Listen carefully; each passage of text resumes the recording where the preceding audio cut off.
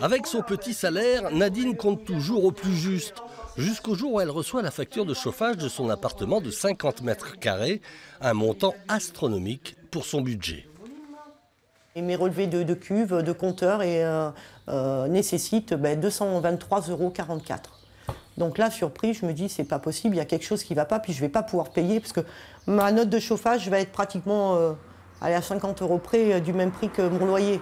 C'est inconcevable, quoi. Ça va faire pratiquement 60% de mon salaire. Financièrement, je ne vais pas y arriver.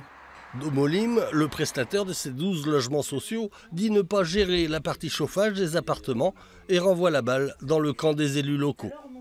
En fait, nous ne voyons pas les factures, puisque les factures sont entre le locataire et le prestataire. Nous faisons l'entretien courant, c'est-à-dire toutes les menues réparations et les petits travaux les moins onéreux.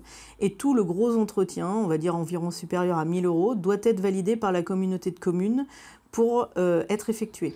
Sauf que les griefs des locataires ne s'arrêtent pas là. C'est en fait toute une série de dysfonctionnements qui est reprochée au bailleur social, allant des infiltrations d'eau aux pannes multiples. Je les ai appelés souvent pour des problèmes de chaudière, pour des problèmes de radiateur, pour des problèmes de télé. La coupure qu'on a eue pendant 5 jours, on est quand même resté 5 jours sans chauffage, sans eau chaude, quand il y avait de la neige.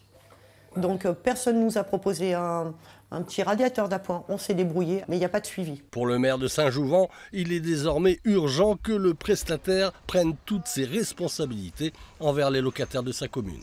La gestion des logements sociaux, c'est un métier et nous n'avons pas, nous, ce cœur de métier dans la communauté de communes. Donc nous sommes obligés de faire appel à un prestataire de service qui, au demeurant aujourd'hui, se trouve être Domolim. Et au demeurant aujourd'hui, il semblerait que le mandat de gestion ne soit pas suivi comme il devrait l'être. Une réunion de concertation est prévue la semaine prochaine pour tenter de rapprocher les points de vue des différents acteurs du logement social dans la commune.